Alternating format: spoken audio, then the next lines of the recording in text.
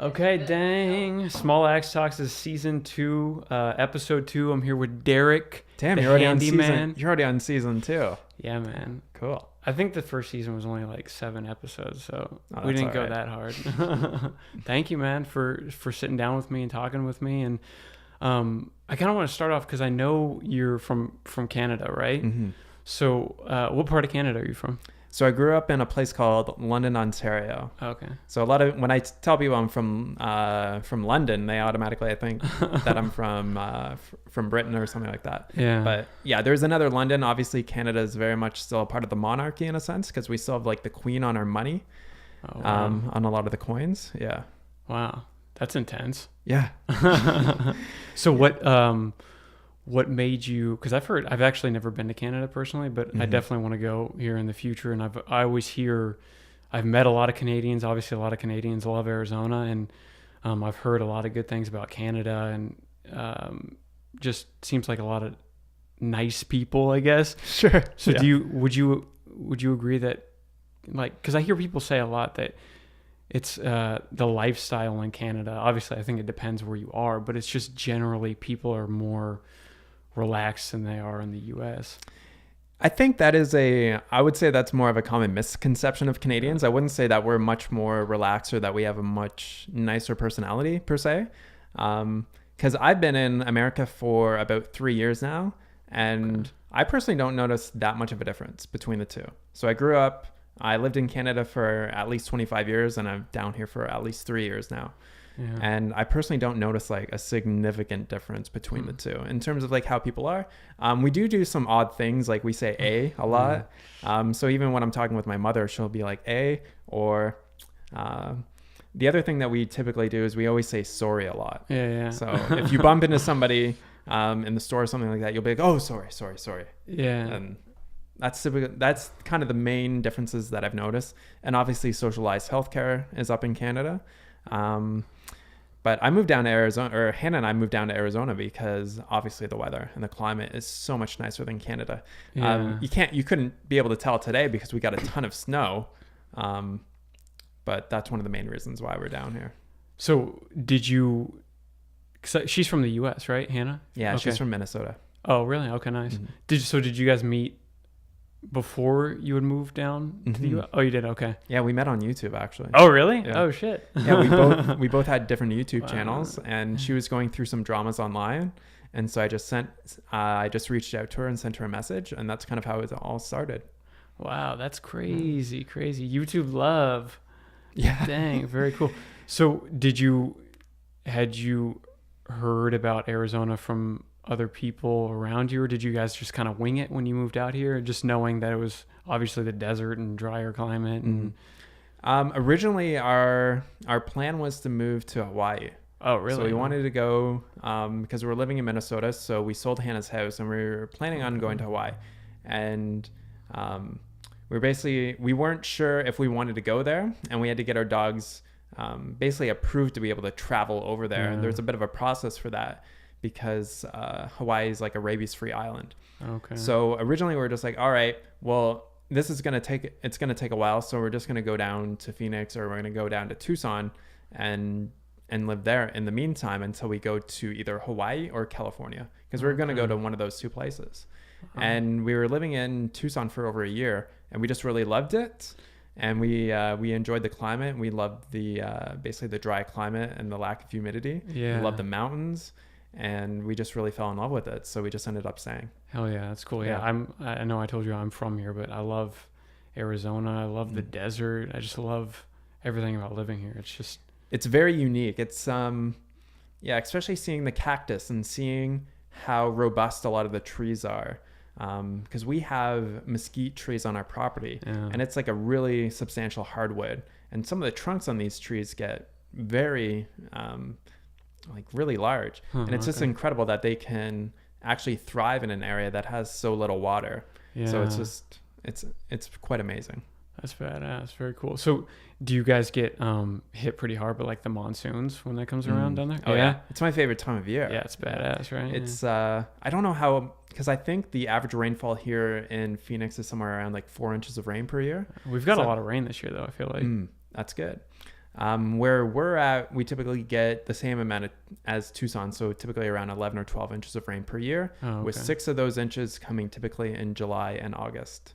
Okay, wow. So we get most of our rain in the monsoon season, obviously. Wow.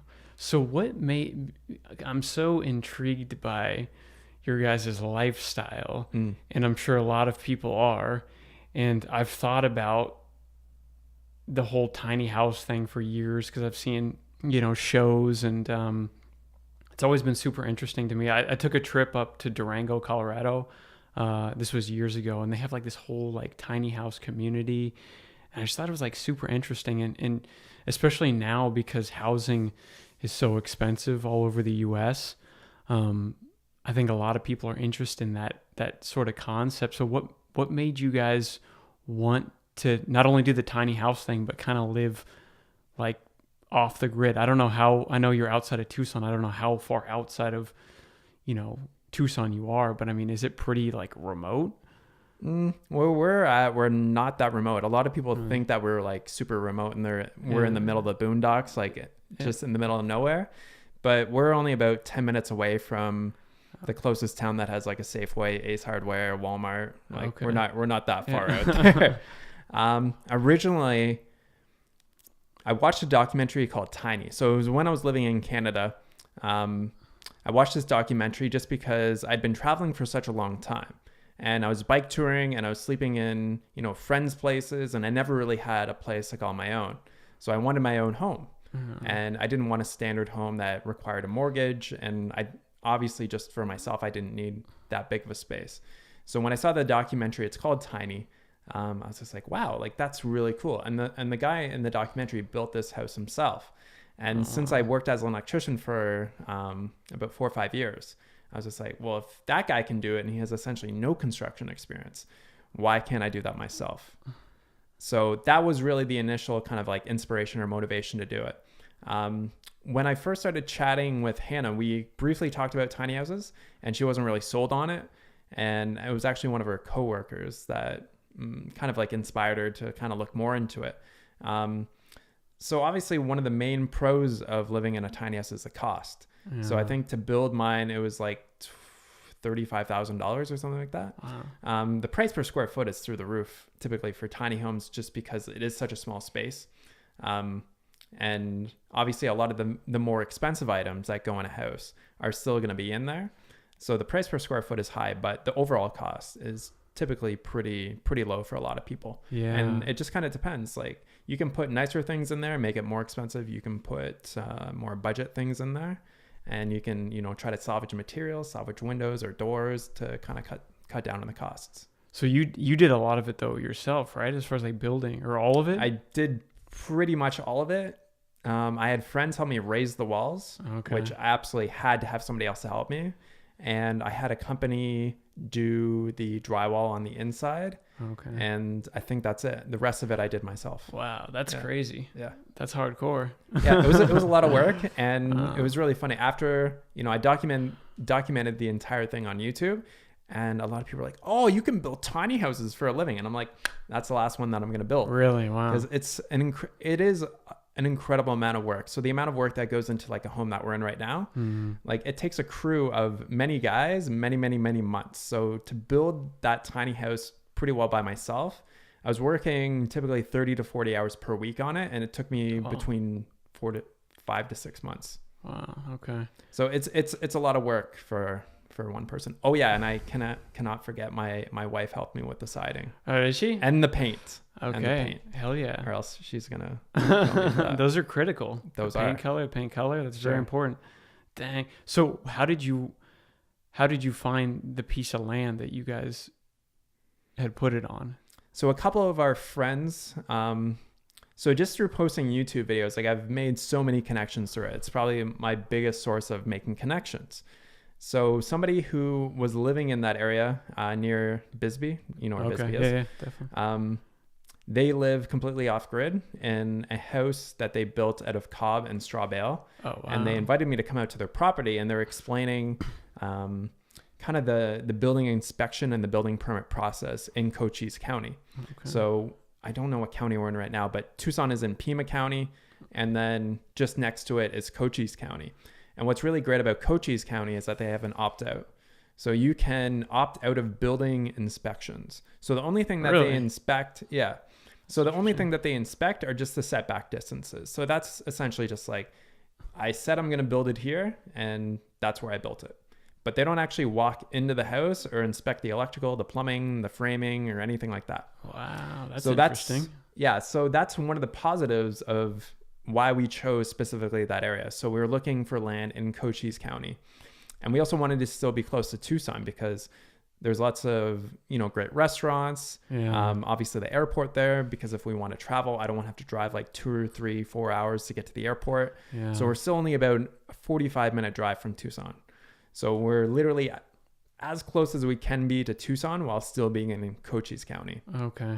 So we just started looking for land in there and contacted a real estate agent, and we found one in Benson and just got connected with her, and she started showing us different lots. And we're looking at 5-acre lots, and they're about $25,000. And then she showed us this really nice 40-acre lot, and we're just like, whoa, like this is really big. And the view of the mountains across from us is great. Yeah. And we just fell in love with it. That's awesome. So the land, is this mostly from like private owners, or just in our area? Yeah, there's some state-owned land, but for the most part, it's privately owned. Yeah. Yeah. Wow, that's awesome. Are the stars? Is it pretty stargazing? Is it? Oh yeah. Is it awesome out there? For sure. Yeah. Oh man, I'm so jealous of that because we get fucking washed out in the city. Like you see, it's so like miserable. That's one thing that I hate about living in like larger cities is like you don't get to see how amazing the sky is at nighttime. It sucks. It's totally different. So I know specifically in our area is that they have a lot of different like lighting ordinances. Oh, okay, and you have to basically tell them how much lighting and how many lumens that you're going to have on your property. Wow. In order to basically protect the sky from light pollution.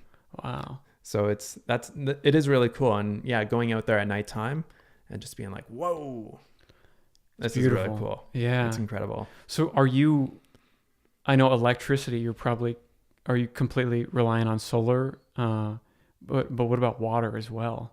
So how are you getting water? We just rely on what comes down from the sky. Yeah. All year round? Mm-hmm.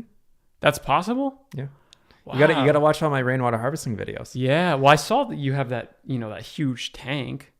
Yeah. So we have around 14,000 gallons worth of water capacity. Okay. On average, we use between 1,000 to 1,200 gallons per month.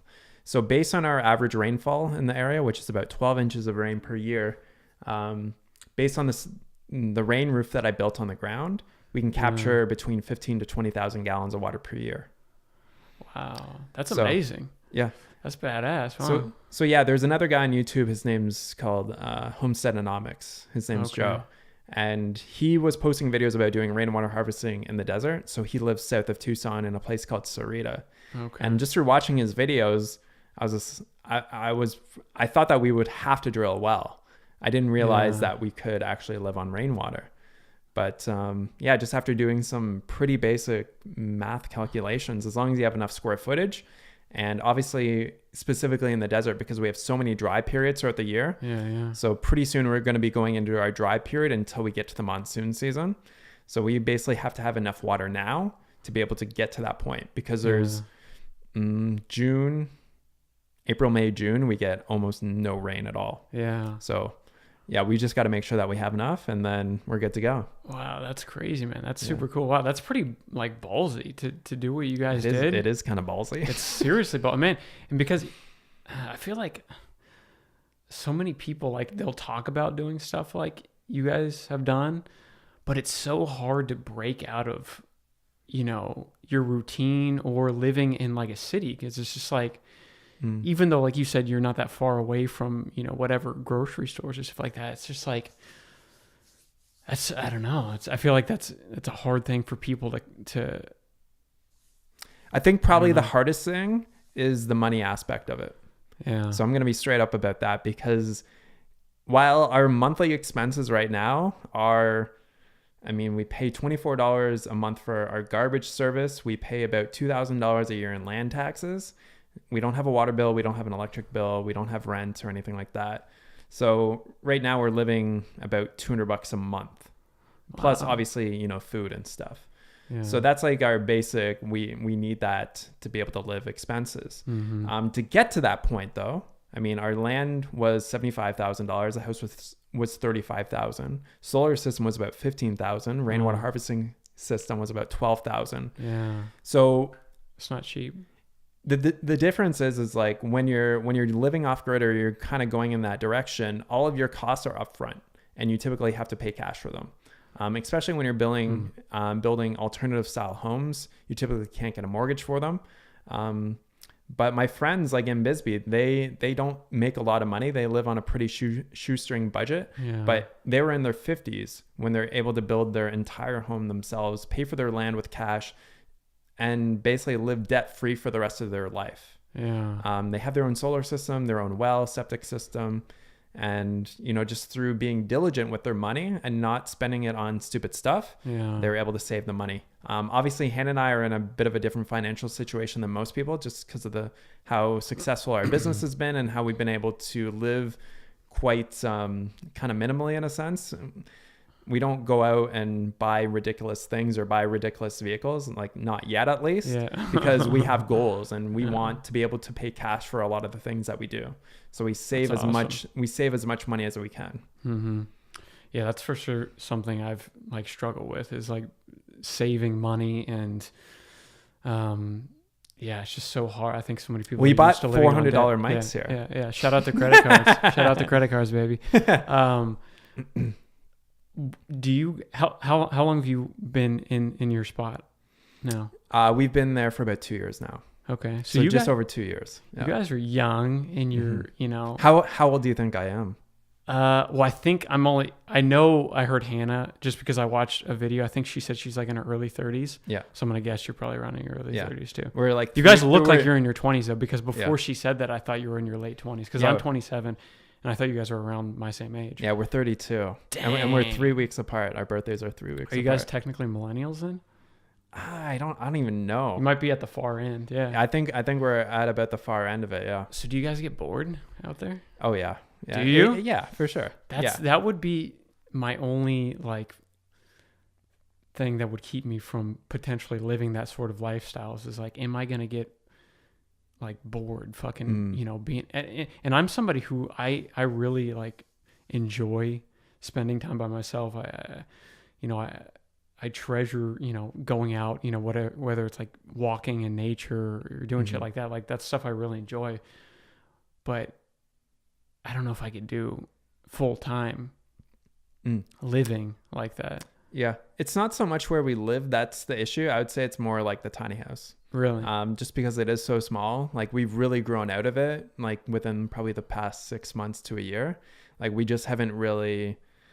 It's just small and it really sucks. There's not a lot of privacy for us. So if we want to do things kind of like by ourselves, there's not really a lot of space in the house to be able to do that. Yeah. Like we don't really have doors like this. We have one door going to the bathroom and obviously the door to go out of the house. So we're always like, and especially since we work at home together, and we're working on projects or whatever we're doing, is that we're always usually in very close proximity. Yeah. So it's kind of put a strain on our relationship in that sense. Yeah, I would imagine. Which it can be, you know, like you see the Instagram photos or you see like the beautiful tiny house tours on YouTube and you're like, wow, that looks so amazing. And it's like after a couple of years, it's kind of like, I think for certain people it would work really well. Yeah. So especially for, you know, maybe someone who is single and just wants their own place. Like I think that would be really good. Or maybe couples that aren't always going to be at the home together. So they actually have like jobs that they go to. They're leaving the house. They also, you know, so they're commingling with other people throughout the day, as opposed to, you know, Hannah and I were just kind of like looking at each other across the house. Yeah. Well, then you probably do you have your own kind of like things that you'll do separately just to kind of have your own personal time, I'm sure, right? Yeah, that's something that we've really had to kind of focus on. So there's like lots of things that I'm interested in, and now I'm going to put a much more effort into actually going out and doing them. Yeah. So like, are you familiar with Toastmasters? Is that like a speaking thing? Yeah. Yeah. Good on I remember that from like elementary school. Yeah, so it's just like a week, usually a weekly group where people go to improve their public speaking skills. Oh, okay, hell yeah. So I would love to. I've done some speeches in front of. I did one last year in front of 300 people. Really? Wow. And then I did another one in front of like, I don't know, 60 or 70 people. So I want to like get more into it and start honing my skills. So that's obviously a great place for me to go. So that's one thing that I can start doing. Okay. Hannah's always at the gym. So she's always going there, working out, just being able to get out of the house. And we just try to get out as much as possible and start, go on hikes or, whatever that we want to do. I'm usually like, I spend a lot of time obviously like working outside. So that's kind of my thing that I like to do as well. And yeah. That's cool. So do you like Tucson? Do you like, because I know you said you guys go to like restaurants and stuff like that. Is that? Yeah. I haven't spent like a ton of time in Tucson, but it seems like a cool little like funky type town. And there's a lot of kind of like, to me, it kind of reminds me of like Boulder a little bit, just kind of how there's like, a lot of like people that are into like, alternative healing and medicine and, stuff like that. Yeah. Cycling is a really big sport in Tucson as well. Okay. When we were living there, it was pretty cool because there's Mount Lemmon. So that's the big mountain on the one side of Tucson. Yeah. So you can ride your bike all the way to the top there.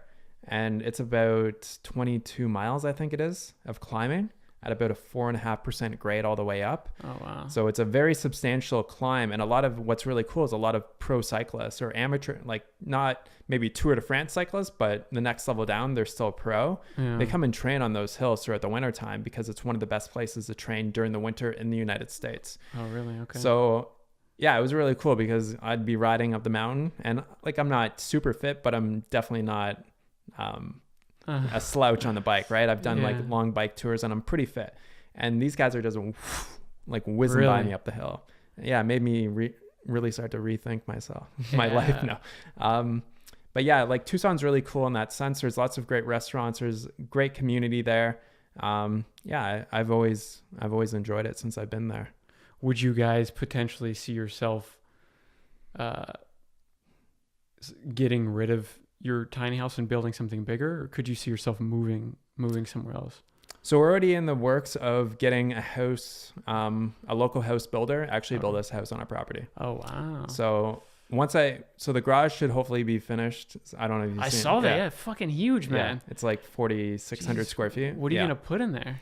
Vehicles, quite possibly. A lot of people have been referring to it as the aircraft hangar. Yeah, it looks fucking gigantic. You could put a few small planes in there. Ideally, so we're gonna have a couple of vehicles, my tractor. I'm gonna have a shop area so I can actually have like tools, so I can actually build stuff, like do welding, metalworking projects, maybe some blacksmithing. What do you want to build? Personally, I really love like custom knives that I've seen guys really do. Yeah, that's interesting. So they'll take like a round piece of steel like that, heat it up, and obviously like blacksmith it or forge it, or I don't know the exact terminology, and then end up making it into a knife. They're finishing it. And obviously like different woodworking projects I'm really fascinated by. And I've always been a DIY kind of guy since I was probably like 12 or 13 years old. Like I've always been very interested in doing things with my hands. That's nice. That must be nice because I'm like totally the opposite. And I feel like for me, it's like, I feel like maybe a lot of other people who are like that, it kind of feels like you're at the mercy of. You have to buy everything. Yeah, exactly. You can't fix shit. That's what I hate about like our current society too, is it's like most people, again, you're at the mercy of society. You have to find a way to fit into society. Most people aren't going to go fucking build their own house. That's like totally way out of the park for and I don't think everybody should or anybody should unless they really want to. I think it really comes from because it's so much easier just to outsource than to pay somebody to do it. Obviously, you're going to be paying a lot more money, but you're also trading your time for that as well. Yeah. So even for having somebody come out, design, and build a house for us, like that house would take, like if I wanted to build that same house, it would take me a very long time to even try to do by myself. And obviously, there's like little things that I can do in it, but it really comes down to what's most important to someone in their life. So if building stuff is not really it's not really that important to you, then don't pursue it. Like there's not really any point. Like if you're not going to enjoy it. But like I talked to my brother and he has troubles like putting up baby gates and stuff like that. Like some of the most basic things like he has troubles with. What's up? And you are at the mercy of like having other people do stuff for you. And that's one thing that kind of annoys me, because I know if something's relatively small and I know I can do it myself, I can do it so much faster. Yeah. Even little things like with our car. Recently, I don't know, like 2 years ago, the back latch was like kind of screwed up on it. And I took it to a mechanic shop and they wanted like $200 just to look at it and tell me what was wrong with it. I'm like, I already told you what was wrong with it. I just need a new latch. So I ended up taking the latch apart, figuring out what was wrong with it. I spent like $10 or $15 on some tools at Lowe's that I needed to do it. Then I fixed it in the parking lot in an hour. So I kind of get frustrated in that sense, trying to always rely on somebody else to do things for me. I'm like, I'll just fucking do it myself. Like I can swear on this one, right? Yeah, for sure. Hell yeah. All right, cool. Man. All right. Yeah. So it kind of gets to that point. Even with the garage, I was trying to get a company to come out and finish the sheet metal for me. And it was just taking, they would always be like, oh, we'll be out there next weekend. Next weekend comes, they don't come out. I'll be out there next weekend. They don't come. So I'm like, all right, fuck it. I'm just going to do it myself. I'm just going to finish what I started. And plus, it's probably done with a little more care and done right when you're doing something yourself, I would imagine. Sometimes. For a big structure like that, there's obviously, I can see like mistakes that I've made just from inexperience. Oh, really? Okay. And they're not like major structural mistakes or anything like that. It's more of like a cosmetic thing.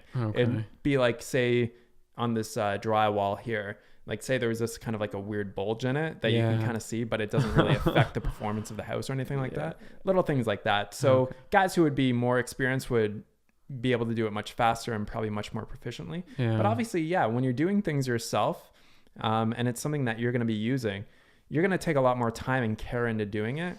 Whereas like if you're hiring somebody to do something for you, they might not have that same emotional investment in what they're doing for you. For sure. So that's a huge thing. So what do you think the future of housing looks like? Do you think cities are sustainable, and do you think people are going to continue to live that way? Because if you really think about it, like major mega cities, at least modern cities, haven't really been around that long. And the way the workplace and industries are changing so quickly, and people like you and a lot of people are working remotely. What do you think like 100 years from now, do you think people are going to be more spread out, or what do you think things are going to look like? That's a good question. I've never even thought about that. Yeah. I think obviously like cities are still going to be there. There might be, obviously a certain subset of people that want to live kind of more remotely. And obviously with the internet nowadays, there's the opportunity to be able to work from anywhere that you want. Whereas that luxury wasn't really afforded to us not that long ago, really before the advent of the internet. And well, I guess to a certain extent, obviously if guys are, investing or they're in real estate or something like that, they could obviously work a little bit more remotely, but now it's far easier than it was before, just with how well we're connected. Yeah. I don't have a good answer for you. I don't really know. I've never really thought about it, but it's obviously something interesting to think about. Hopefully the cities become much more sustainable in terms of their water use and power usage.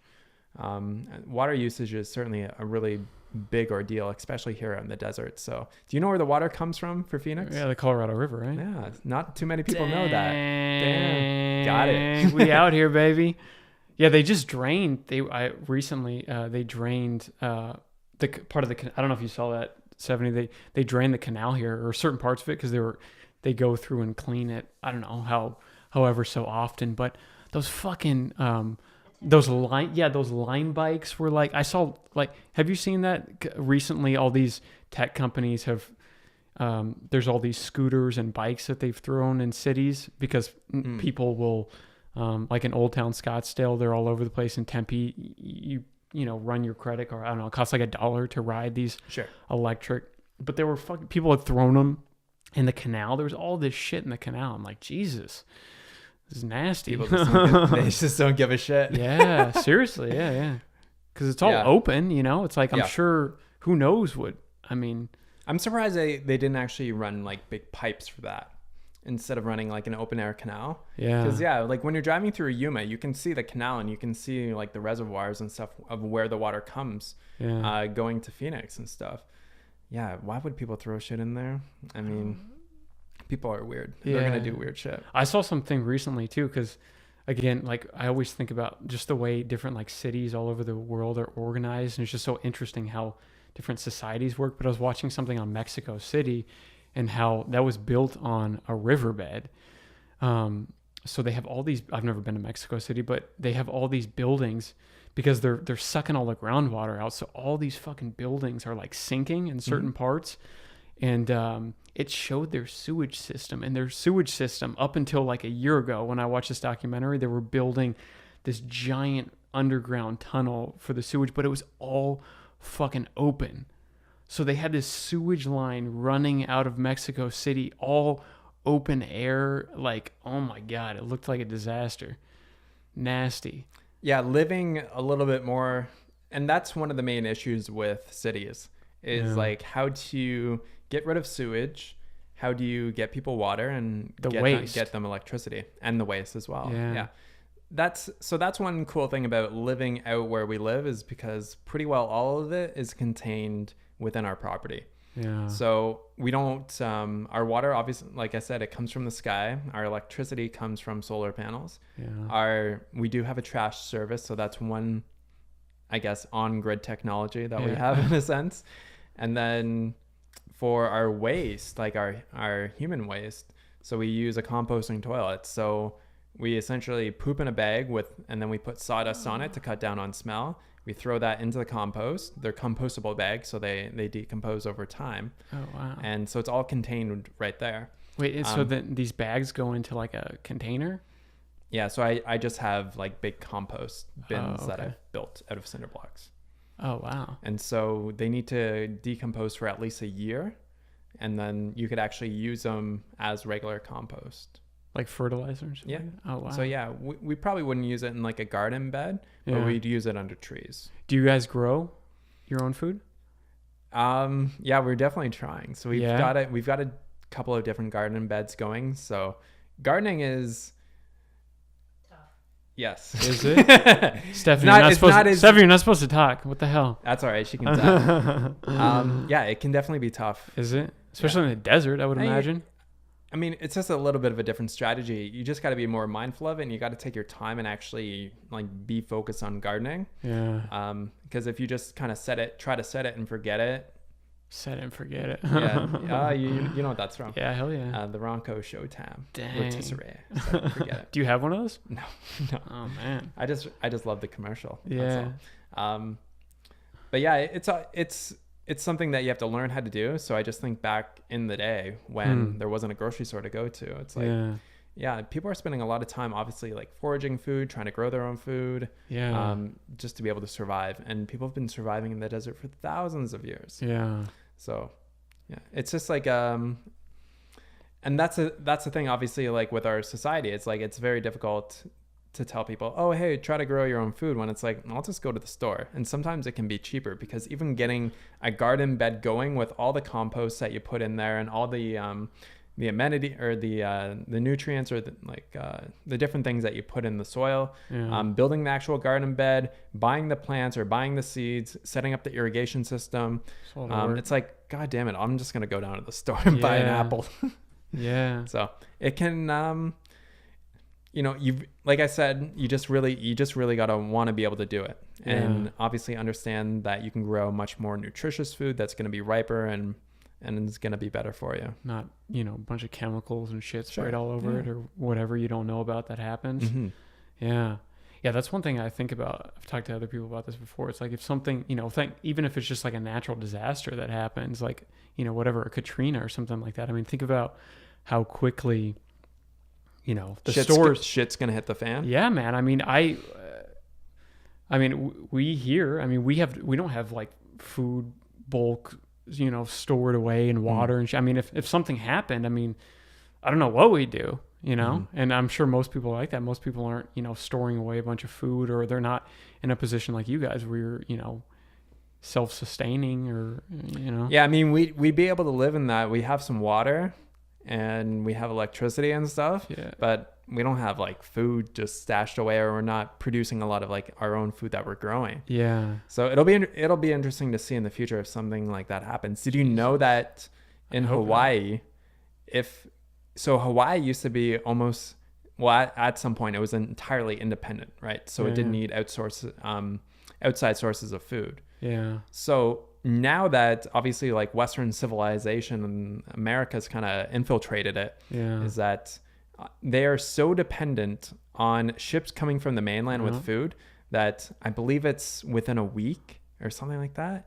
If the ship stopped coming from the mainland within a week, they'd be out of food. Wow, that's crazy. So wow. So if some kind of like crazy economic thing happened, where the cost of food or the cost of gas, fuel went up to such an extent that the food in Hawaii was so expensive and maybe people couldn't buy it, and then if they can't buy it, then obviously the shops can't really bring in more to pay for more food. Yeah. Like that's going to be an interesting situation.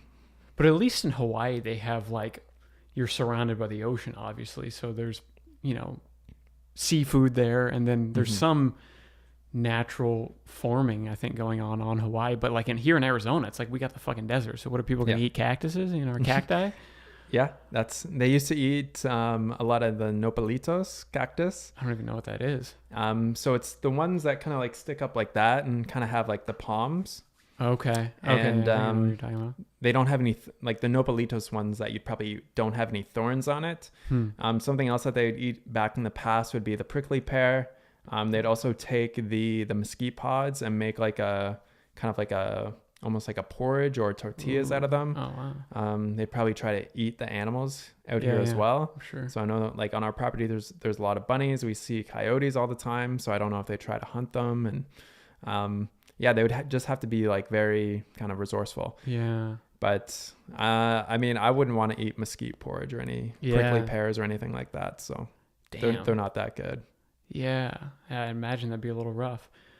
So what, I was trying to think, I want to ask you about, I don't know if you're into, do you follow politics at all? Are you into politics, or is that something you like talking about? That's a good segue. Yeah, we can talk about that. Fuck yeah. Okay, so I just, especially because I wanted to talk to you about obviously the healthcare thing, because you're from Canada, and that's a big issue right now in the U.S.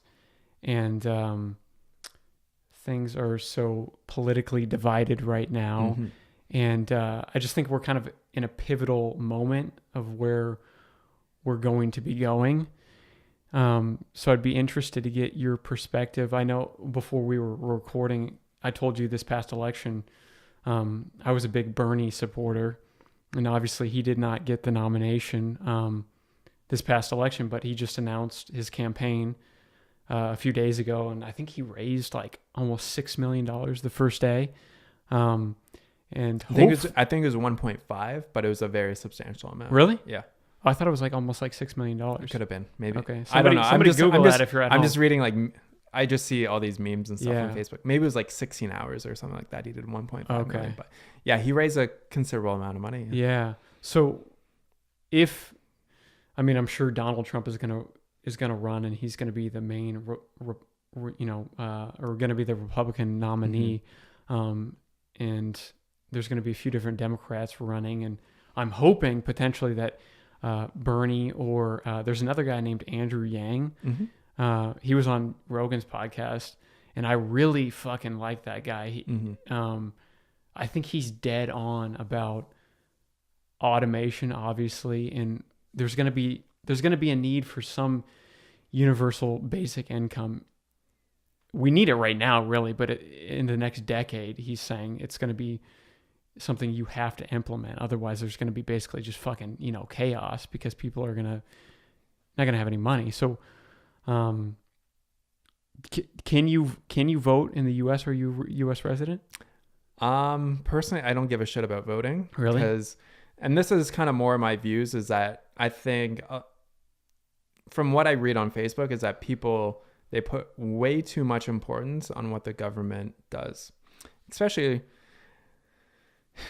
it seems like they're very much reliant on, what the government's doing. So are they going to be providing free healthcare? Are they going to be providing free college? What types of, like, all that kind of stuff, right? So a lot of the things on the Democratic side. I think people spend far too much of their time and energy focusing on those things. And if they worked on improving their life, like working on maybe their own business or a side job or something that they're passionate about, rather than bickering on Facebook about getting Bernie elected, then I think they would probably see a better improvement in their life. And a lot of, from kind of what I've sussed out, is that a lot of these people love to play the victim. And like the government, like they're putting a lot of their own power, the power of their own life, on what the government does. And that's this one thing that, I mean, I would never, like, growing up, I never really gave a shit about politics or anything like that. But I always knew that I had the power, like I had my own power to be able to create the life that I wanted. And so when I see people constantly focused on, like, oh, Donald Trump is doing this, and Alexandra Ocasio-Cortez or whatever her name is saying this, and she's super hot. I'm not going to a bonus for me. That's that's good. Trump is a funny looking Trump guy. Is not super hot. He's not super hot. But obviously a more kind of like libertarian stance or Republican stance would be like, you know, you got to pull yourself up by your bootstraps and figure shit out. And obviously a lot of people aren't necessarily in that circumstance. And so I can certainly see both sides of it. So there is obviously going to be some conflict there. Yeah, I guess the thing, in the last guy I told you about who was on here, Dustin, he was more lean to the conservative side. And, you know, we talked about this a little bit, but I guess the issue that I have with the way our society here, at least in America, is currently set up is I feel like pitting everybody against each other does not work out that well in the long run. I feel like when it comes to things like at least healthcare, anything that has to do with, you know, health or safety, those are things that should be more like social programs. We should be all in it together, and and that's one thing. You know, Canada, and there's many other countries. You know, I feel like we should all agree that, hey, everybody in our country deserves to have, you know, healthcare, and they deserve to be safe.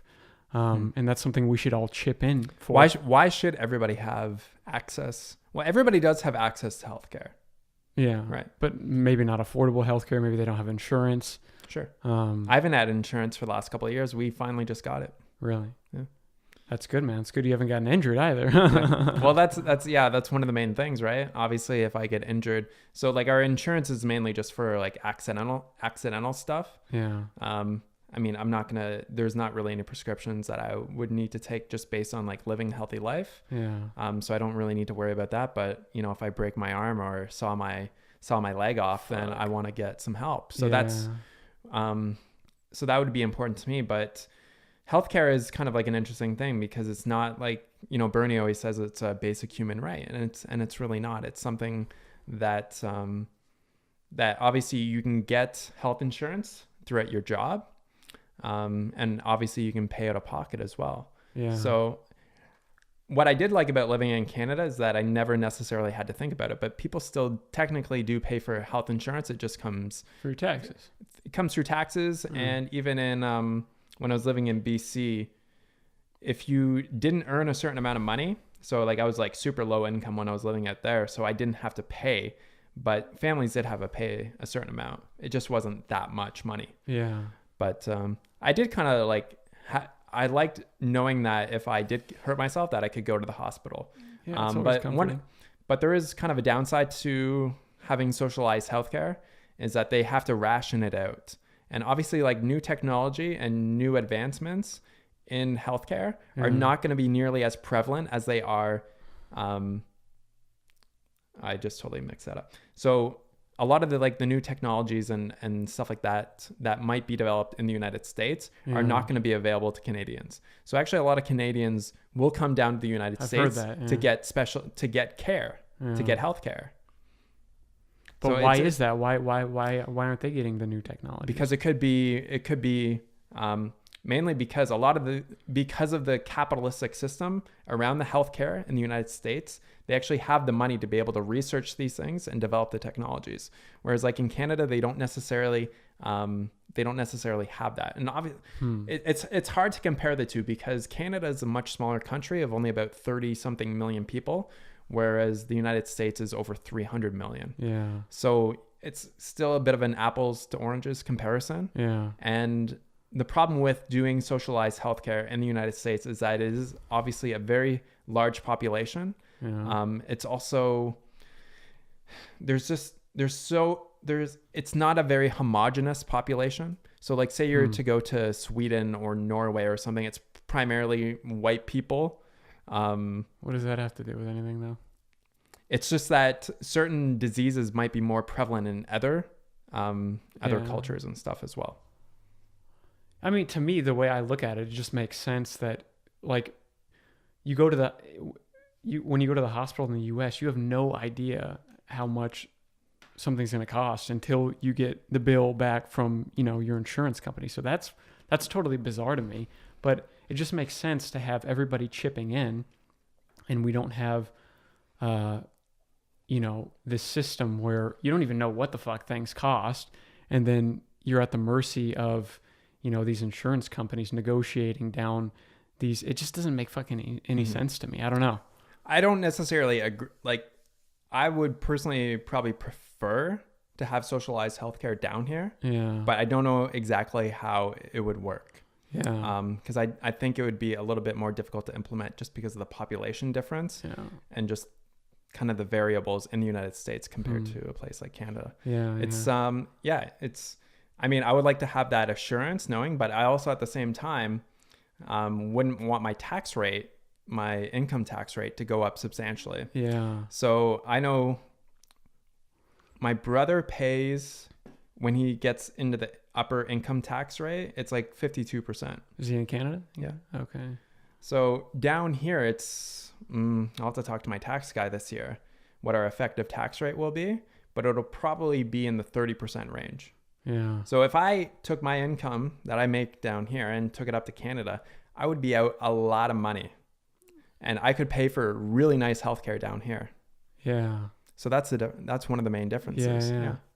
Yeah. I definitely, I see both sides. To me, I definitely lean a little more to everybody. I think we should all have it as a right, and it's something that we should all chip into and have a system that actually works and isn't kind of, I don't know, fucking people over. But I don't know.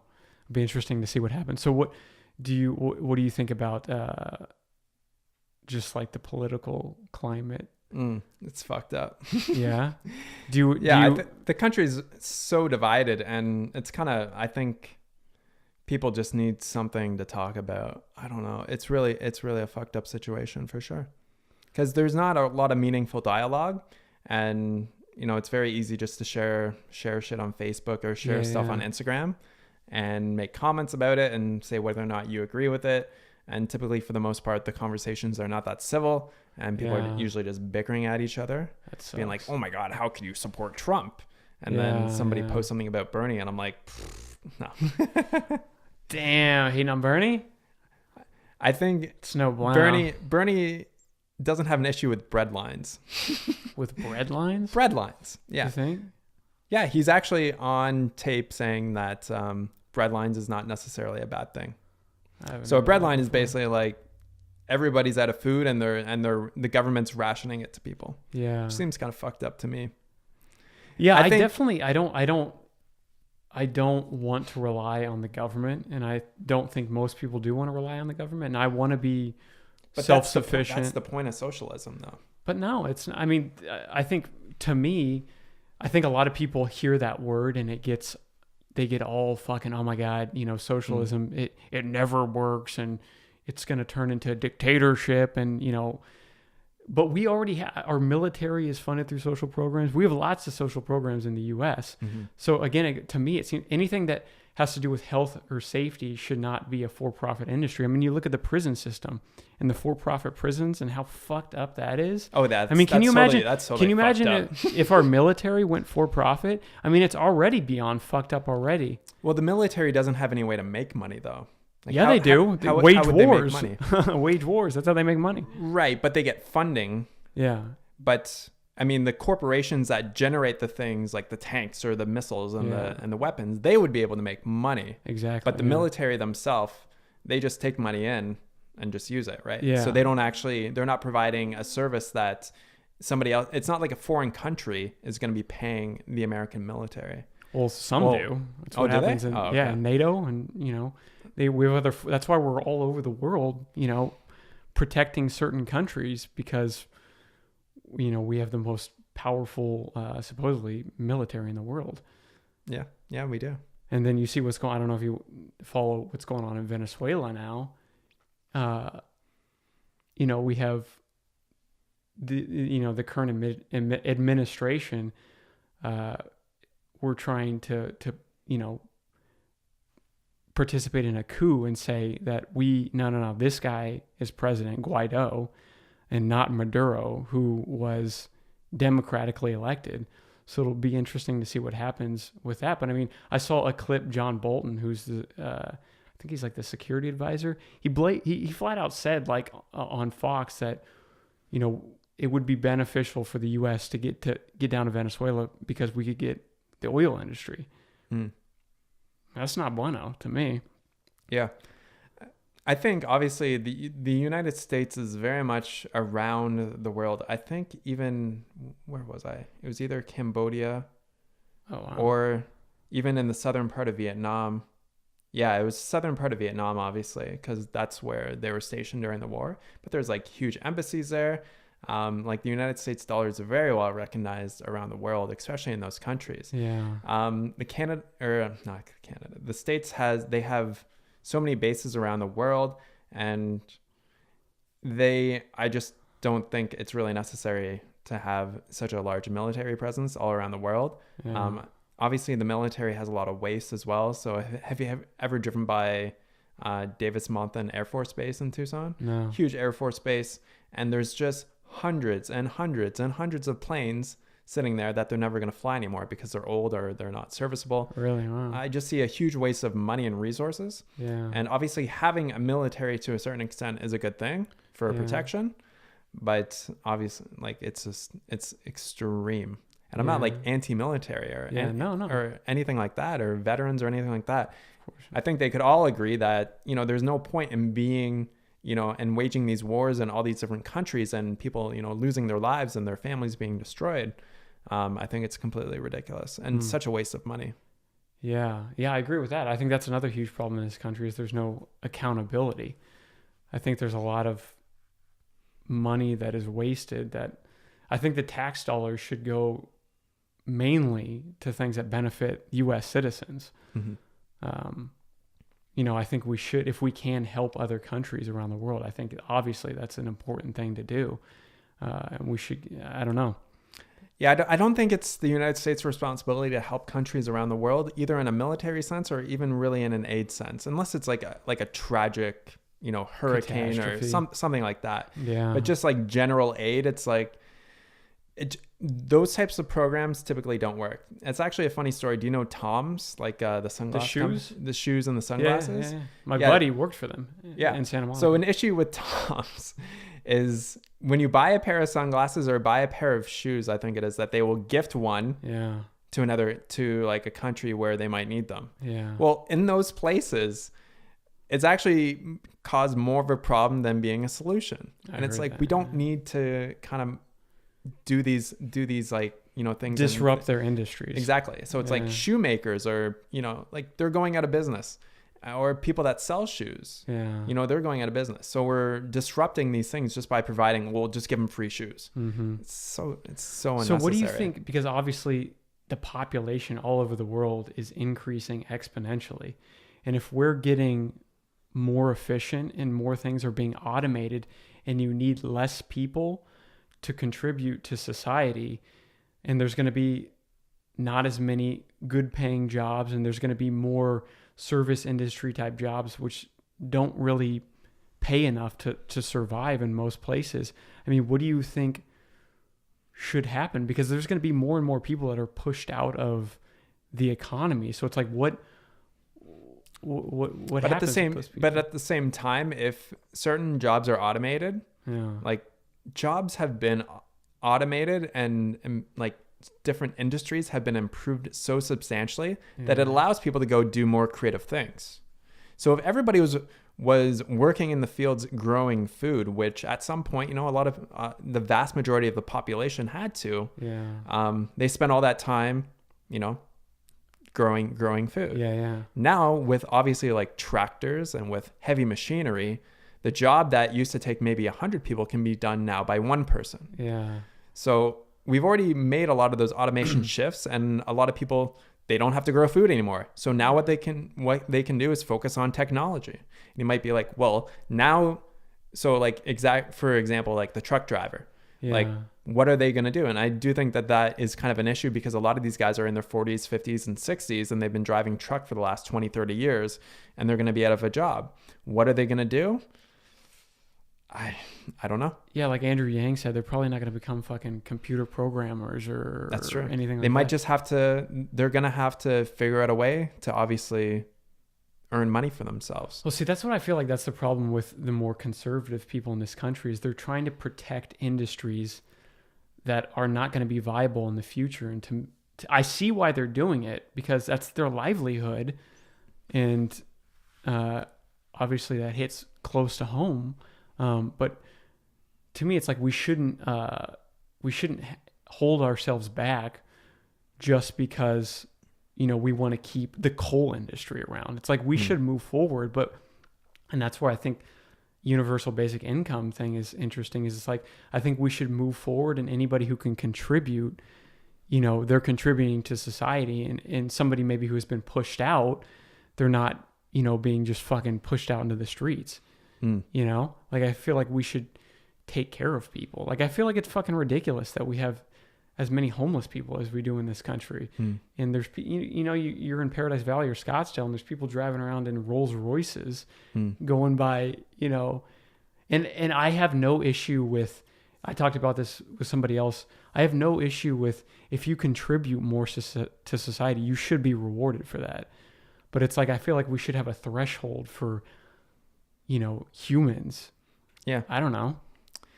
You know, for me, it really starts, I like the saying, what is it? Broken people generate broken families. And having a really broken family situation leads to a lot of the issues that I think that we see in this world. So especially around drug addiction. I've watched so many episodes of Intervention, and there's one common theme, is that people who typically get addicted to drugs, they have some really fucked up background, upbringing with their family. So I think it's really important for, you know, parents to take their job of raising their children very seriously, because you're raising the next generation, so to speak. So you want to get your own self in a place where you're financially viable, where you're emotionally well to be able to take care of kids. You got to get your own shit together before you start bringing other people into the world. And that's one thing that like is really important to me, thinking about having children. You know, you might look at me and be like, oh, Derek's got all his shit together. And I'm like, yeah, there's certain things I can certainly improve upon. And that I'm constantly working on improving in my life, so that like I can be my best self for whoever comes into this world through me.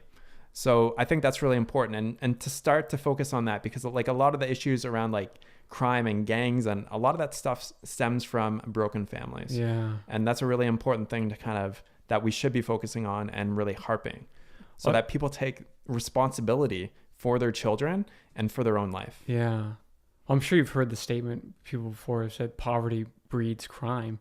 And that's what I think is so weird, is like, I used to live in California, and I've spent a lot of time in LA, and it's so weird. You have this section, or if you're in Chicago, you have this certain area that's, you know, deeply impoverished, but then you know, go a mile in this direction, and, you know, it's this extreme wealth.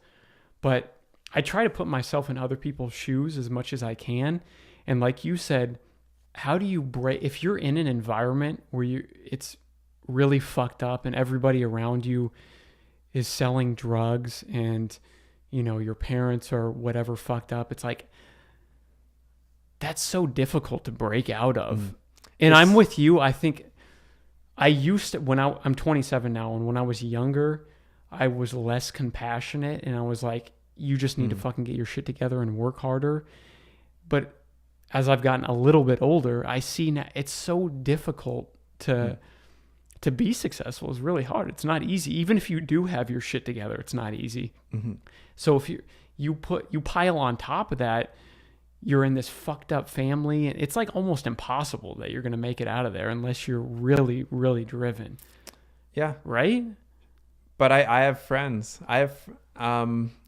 His name's Dom. I met him when we were in Miami. He's a vegan, and he was like a gangbanger before. So I think he grew up in Chicago, and it was quite incredible listening to his story. I think he actually even went to jail for a certain point as well. Yeah. So he was really in the mix, like not in a good space. And he basically decided, he's like, I'm done with this shit. And he decided to turn his life around. And, awesome. You know, it could be something just through, you know, getting inspired. It could be, you know, picking up the right book and getting a gem or some information about learning more about yourself. Yeah. You know, I spend a lot of time like reading about how I operate, right? Learning about my life in a sense, right? So self-development or whatever it is. Yeah. And I think that should be something. See, the school system doesn't teach you how to be, they teach you how to take information that the teachers taught you, put it back down. Doesn't necessarily teach you how to really improve your life in a sense. Yeah. And so I think obviously the education that people get is really important. And it starts with parents. It really starts. Like, what are you telling your kids? Are you putting a ton of limiting beliefs on their mind? Saying, oh, you can't be artistic. You can't do that shit. You're a piece of shit. Get realistic. Yeah, get realistic. Yeah. And so a lot of, you know, and even in the schooling system, the teachers do that shit as well. So they can be very critical of a child and being, you know. Yeah, I did not do well at all in school.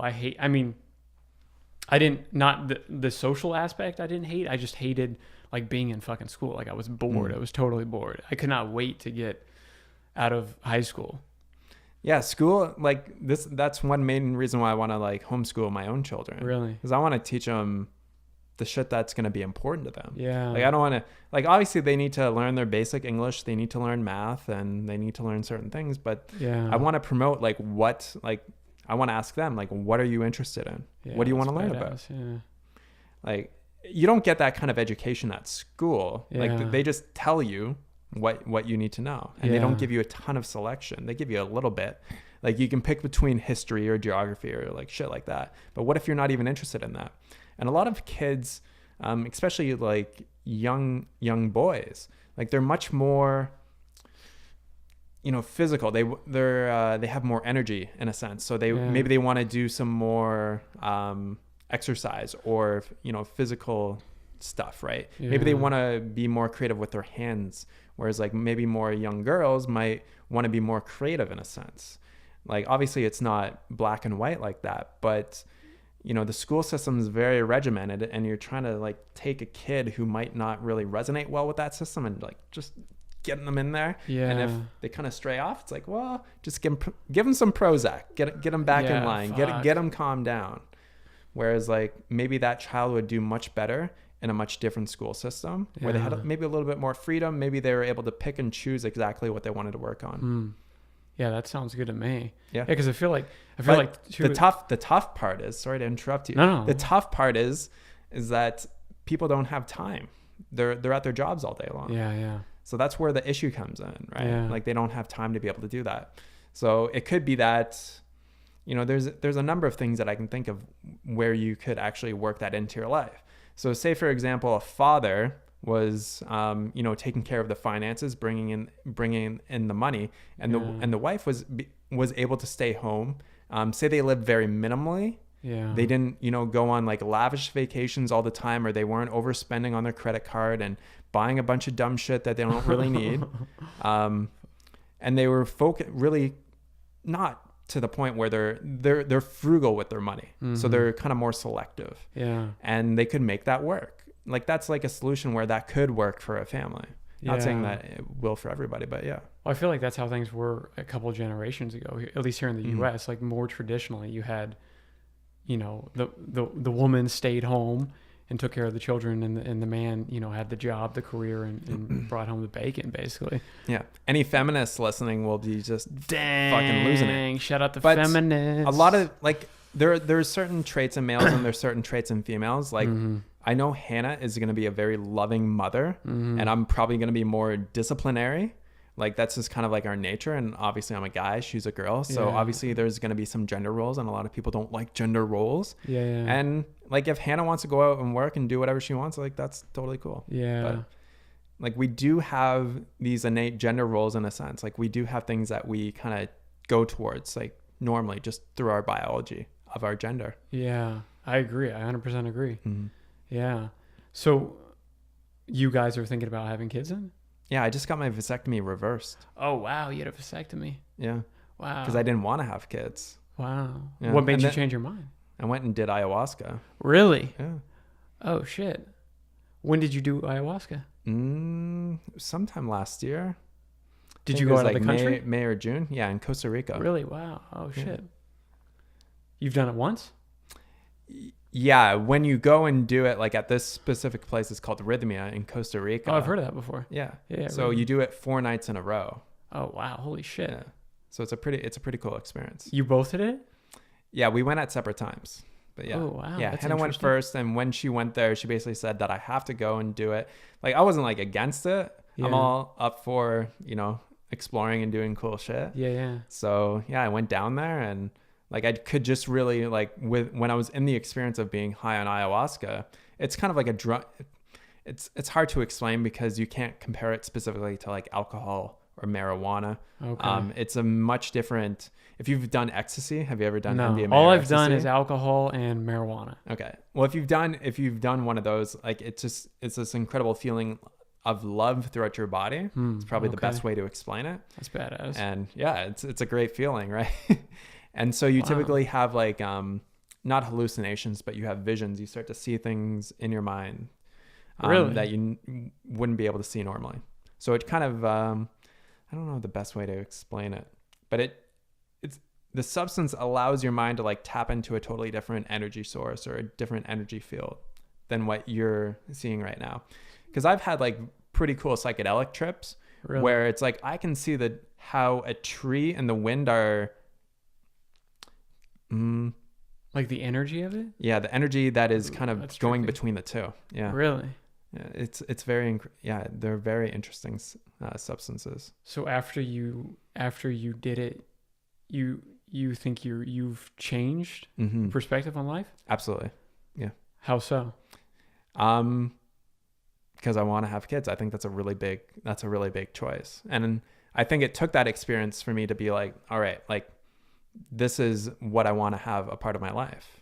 Yeah. Is I do want to have, I want to have children. So that was kind of like the major like breakthrough that you had from doing it. And like being able to take care of myself more as well. Oh, that's interesting. So, I was putting off, I was just so focused on like working and making videos and like working on all these things and trying to make money and like not really focused on like taking care of myself. Yeah. So like this year I've already started like, like going to the gym, eating even more healthier than I probably already eat. Really? Like I'm here in Phoenix getting my body back into alignment because I've got I've got alignment issues with my body that I've noticed for probably the last 10 years. So I'm like, I got to start taking care of myself. And one of the messages that I got, actually when I was talking to the shaman when I'm fucked up on ayahuasca, is she's just like, she's like, when you start taking care of yourself, I can't remember. I wrote it down though. And I talked about it in a video, exactly what she said. But when you start taking care of yourself, everything that you want in your life will come to you. Was the kind of the sentiment that she said to me. And so that's like one thing that is obviously really important. So like taking care of yourself, breath work is really cool as well. So just like doing some focused breathing every single day, reading good, empowering books. Yeah. There's just so many ways to like take care of yourself and have kind of a balance between taking care of yourself and obviously having some drive and some ambition for business and for stuff like that. Yeah, that's one thing I've found difficult for me to try to get the right balance of. Is I used to be more like, I just want to be successful and that's all I want, and less focused, like you said, about the personal health aspect. But now I just keep getting more and more focused on, I want to be comfortable, but my main focus is how can I be healthy and happy, and how can I get there? And that's one thing, again, I go back to, I hate about like our society, at least here in America, is just how everything is so competitive, and it makes life, I don't know, it's just not a balanced way of living when people are so fucking focused on money and success and, getting all these, cars, all this shit, accumulating all this shit, you know what I'm saying? Yeah. So I had a really big breakthrough on this topic, like pretty recently. So when I was living back in Canada in my parents' basement, and I, found out about tiny houses, I like wrote down a goal and a vision for myself of exactly what I wanted. So I would write down, like, I'm so happy and grateful now that I'm living in a tiny house that I built myself with my dream girl, earning X number of dollars per month. Wow. And I visualized it, and I was like really into it, emotionally invested into it, and I really wanted it. Yeah. And I got it. And then it's probably within, the last year, I realized I got what I wanted, but I'm not happy. So the happiness factor, so thinking to myself, if I accomplish XYZ, then I'm going to be happy. And it's a back-asswards way of thinking about it. Because the guy's name is Mike Dooley. He was a part of The Secret. I don't know if you've seen The Secret. No. So I've heard of it before the book. I've heard of the book before. So his book, one of his latest books is called Playing the Matrix. And essentially on one side of it, happiness is like your ultimate goal. And through being happy, you can start to work on the other aspects of your life, whether it's like career, relationships, health, etc. But when you start to work on the other side of the matrix and you start with the circumstances in your life, so you might think you're a slender guy. You might think, well, if I put on 20 pounds of muscle, girls are going to like me and I'm going to be happy, because I had that exact same thought when I was 19 years old. And that's why I started working out. Yeah, me too. Yeah. But when you try to work backwards, so when you focus on those circumstances and you're like, I'll be happy when, it's not going to happen. It's not going to be enough because you're focused on the moment. Yeah. Because you're working at it from the wrong way. You should focus on being happy first in whatever circumstance that you're in. Yeah. And then through the happiness and the love and the enjoyment that you have in your life, then you start working the other way. Then you can start working on your career in a much different way than you were before. And the interesting thing is that you don't want to necessarily be so focused or so invested in the success happening. The success will happen over time, but your happiness shouldn't be dependent on it. Yeah. Yeah, that's almost kind of like a law of attraction type thing. Absolutely. That's interesting. So you said you're not like 100% like I guess happy, whatever that means, with your current, what is that? Just you're not fulfilled completely with work, or? Yeah, I mean, it's a number of things. Like I would say, like the living situation, the tiny house has kind of played a role in that, but also smoking a lot of weed. Do you really? Yeah. I have my I used to. Oh, okay. I've been clean for I think like 3 or 4 days now. Oh, that's it? What the fuck? Yeah. Like recent 3 or 4 days. But it's I'd been smoking it pretty well daily for about 3 years. Oh, wow. Okay. And once I started, listening to some of Joe Rogan's podcasts where they talked about pot, and I've been wanting to quit for the longest time. It's not like a recent thing. And I have like quit for like certain little periods, maybe like a week here or 4 days there. Yeah. But I always kind of like gravitated back towards it. And I just noticed like I was lacking motivation and ambition, like what I used to have. I was really lacking it. And I was becoming more distant from Hannah. I was skipping social activities. I was isolating myself more. Yeah. And I just wasn't fucking happy. Yeah. And the crazy thing is, like, I could go out and buy as much weed as I fucking want. Like, so it was, It's I easy had these access. realizations, because you always hear of like the celebrity that is like, they have everything, but they get hooked on drugs or whatever. Yeah, yeah. And I'm like, I kind of have that same effect, but to a much lesser degree. Obviously, I'm not like fucking shooting up heroin and snorting up cocaine every single day. Yeah. But, you know, smoking weed, you know, I try to set myself like time limits. Like I can only smoke after 5 or 5 good, yeah. in the evening, not 5 in the morning. Yeah. But there would be some days where Hannah wasn't around and I'd just fucking wake and bake in the morning and just fucking smoke weed all day. Yeah. And it really put a kind of a damper on my life. And so I was kind of going, and I think a lot of it, because Joe even had another guy on there, Johan Hari.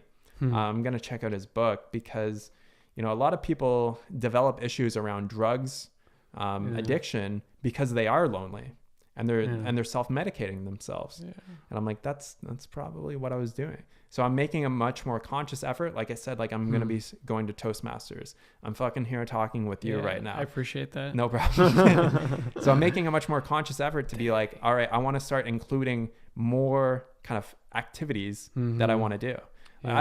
I've always admired stand-up comedians. Have you? Always. When I'm like, all they have to do is get up on stage and just talk into a microphone. Talk shit. Like, like that's kind of their job. And I'm not trying to oversimplify it, because obviously there's a lot that goes into it. Oh, yeah, but I compare it to like, you know, being a YouTuber or something like that, where I have all these cameras, I have this computer, and, you know, like there's a lot of kind of behind the scenes. Yeah, there's a lot that goes into it. And obviously, like being a comedian, there's a lot that goes into it. But it's just badass that you can just get up there and just talking to a mic, make people laugh, make them have fun. Yeah. And that's their job. So there's I think it's like the Tucson Improv School. And I'm going to go take stand-up classes. Not that I don't even want to be a fucking stand-up comedian. Just to break out of the bubble. Break out of the bubble. Yeah. Just have more fun. Because like actually speaking and having conversations like this is probably the thing that I've had the most difficult throughout my entire life. So when I grew up, like I had like a speech impediment. I've always been more of like a social outcast. Wow. I was always very like introverted. Okay. So I like want to break out of that and say like, it's so weird because you're on YouTube and you're like this person it's so interesting that you're somebody that the great thing about YouTube is that I don't have to talk to anybody but a camera. Yeah, so that's true. So it's like I'm just sitting and talking to a camera there. If I fuck something up, I can just retake it. Yeah. So it's not really, there's not a lot of pressure. You're in your own zone. And a lot of the connection that you have with people when you're more popular on social media is just like you just see text. Like you don't have like a one-to-one kind of conversation with people. Yeah, yeah. So it's nice for introverts because you don't have to, go up in front of people or anything like that. Like you can just do it yourself. So that's kind of the cool aspect of it. Did you see, by the way, did you see Rogan when he was down in Tucson? This was like probably 6 months ago, maybe? No, I think I just missed it. Oh, damn. Yeah. I went down there. I'd like to see him, yeah. Yeah, that'd be cool. It was good. It was really good. Oh, cool. Yeah. Did he play in Phoenix as well? No, he was just in Tucson. Okay, that's weird. Yeah. He was just talking about Arizona too recently. Really? On one of his podcasts, and he said, Arizona's a weird place. You know what you can just carry a gun on your hip there. You can open carry. It's like, yeah, you can. I feel like what he does, because he always, how he always talks about moving out of LA. Mm-hmm. I feel like he talks shit about the places he wants to move to. So nobody else moves there. He'll probably move to Colorado or something like that. Yeah. Well, he lived in Boulder. Yeah. He'll probably move back there if you were to move to a place. Damn. So I can remember exactly what you were saying about. So you're completely done with the ganj, basically. Yeah. Wow. For now. For the foreseeable future. Yeah. I mean, I'm not going to say I'm never going to smoke again because I probably 100% I will at some point in the future. But for right now, it's really not serving me. Yeah. And there's this really weird kind of idea around weed that it's not like addictive or it doesn't really have any negative benefits, but it certainly does. Yeah. And people mean like, well, I just smoke a little bit. And it's like, well, I just can't do that. I got to fucking smoke a good amount. So really, were you ever into edibles at all? Or? No, I've had edibles, but I've usually just smoked. Okay. Edibles might be better. I don't know. But still. yeah, my dad, he was in Colorado before he moved back here, and I was up there for a while, and holy shit, the edibles that they have out there are so intense. Oh yeah. It's like way too much for me, at least. Like I said, I have my medical card here. That's easy to get, eh? Yeah. It's not, I heard somebody, I love this line. I think I heard somebody on Rogan say this one time. They're like, why do you have your medical card? And they're like, because I'm paranoid when I don't have any weed. That's kind of my situation. No, I'm just kidding. But, yeah, for the edible stuff, it's just like, I can see how people get in trouble with that, because it's like really affects you in a totally different way. And it's way more intense. So will you still play around with other like psychedelic type? Oh yeah. Really? Yeah. Because I'm not going to say they're not harmful, but they're very much non-addictive. Yeah. And it's not something that you want to do all the time anyways. Some of them, like if you were to take magic mushrooms continuously over and over and over again, like you get no effect after a very short period of time. Oh, like wow. if you did like a big dose today and you took the same dose the next day, you probably would feel almost nothing. Really? Like you'd feel very little compared to what you felt the day before. Yeah. It needs like at least a few days to fully clear out of your system, probably closer to a week. Wow, that's crazy. So the ayahuasca thing, would you do that again? Would you try that again? Absolutely. Yeah. Yeah, there's even places in Tucson that you can do ayahuasca. Really? Oh, So it's called the Yahe Church, and you can actually do it's under a church, so you can do it legally in the United States. Really? And there's also the peyote. Okay. You can also do peyote as well. Okay. There's actually a place in Wilcox, just a few hours from us, that you can do peyote. Yeah. So it's under a church as well. So the religious freedom thing is like you can still do psychedelics. Yeah. Wow. Yeah, that's something I don't know why. Like I said, I've only tried marijuana and alcohol. I've never done any other type of drugs, but I've always been interested in psychedelics. But my whole thing with psychedelics is like, I'm kind of fearful of like completely letting go. I'm fearful of being in a place where I'm not, because like marijuana, I'm never not in control. Like I could be fucking high and stoned, but it's not like I'm ever in a place where I don't know what the fuck I'm going to do. And I heard you mention in your podcast, Hamilton Morris, who is a badass. And I remember in one of his shows, what were they? I can't remember what drug it was that they were talking about, but it was a guy who was in the hip hop community who cut off his penis and jumped out a fucking window when he was high on, I don't know what it was, like mescaline, or I can't remember what the fuck it was, but that's what freaks me out. It's like not being in control. Yeah, I would say that's probably more of a rare case for sure. Yeah. I haven't cut my dick off yet. So I hope not. See, it's psychedelics are just like any other drug or any other substance. Like the good example, it's like peanuts. I'm not allergic to peanuts, but you might be, or somebody else might be. Does that mean that we banish fucking peanuts? Same thing with psychedelics. For most people, they're going to have, if they're in the right set and setting and they do it in the right way, they're going to have a good experience. And there's going to be the oddball case where somebody fucking goes nuts. So does that mean just because that one person or that subset of people have that bad experience that nobody else should do it? Yeah. There's dangers and risks with everything that you do. So I'm driving home. I could get into a car accident and get fucking killed. Yeah. I saw a lot of transport trucks and cars on the side of the highway this morning because we got snow in Arizona, like specifically where we're at. We got a good amount of snow and the interstate was really slick. And, people in Arizona are not used to snow and how to drive in snow. From Canada, I know how to. You just slow down. That's like the main thing that you have to do. You just have to slow down. Wow. And don't slam on your brakes because you're just gonna slide. Yeah. So like with anything that you do, there's obviously going to be inherent risk. So do you play it safe your entire life? I've been in very dangerous situations on my bike and in countries like Australia, riding down roads. Wow. But I mean, I did it and I'm still alive. Yeah. So, I mean, I know there's guys that have, obviously lots of people have died on their bike. So should that stop me from riding my bike? Yeah. Well, that's the whole thing about people are saying about like, you know, the automated vehicles now is it's like, is it going to get to a point where, you know, you can't drive anymore? It's like, for me, I love driving. Like for me, it's like therapeutic. So it's like, I hope that. I don't know. Yeah. That's also, you know, that's a personal liberty thing right there. It's like you should still be able to do that if you want to do that. Yeah. Okay. So real quick before we wrap this up, I want to ask you Sure. one more thing. Sure. Is there anything, just because I think technology is so interesting and, you know, we're living in such an interesting time. Is there anything technology wise that you're interested in the future that you see coming, or are you interested in anything that is potentially in the works?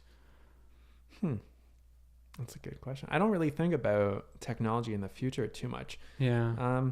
I do think the self-driving vehicles I think that'll be cool. And obviously the technology is already exists. Yeah. I don't have a good answer for you. Yeah. Son of a bitch.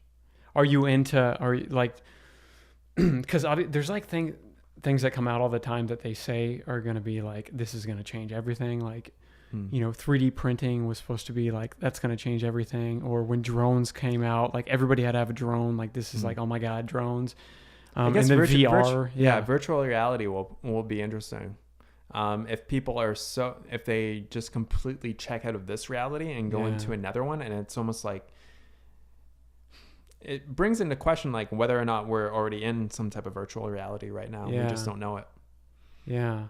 Well, that's which what is people really interesting. like Elon Musk or whatever they brought up, like the simulation theory or whatever. Yeah, we could be in a simulation right now. I remember having thoughts like that as a child. Really? Yeah, like Truman Show kind of stuff, right? Like, I'm like, is everybody watching me? Like, not really fully thinking that it is, but just being curious about it. Just thinking, I wonder if I'm in some kind of movie right now.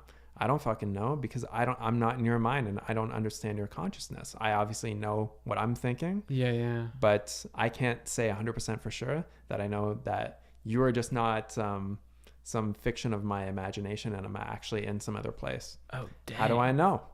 I don't know. That's trippy. Yeah. That's why I love The Matrix. That movie is one of my favorite movies for sure.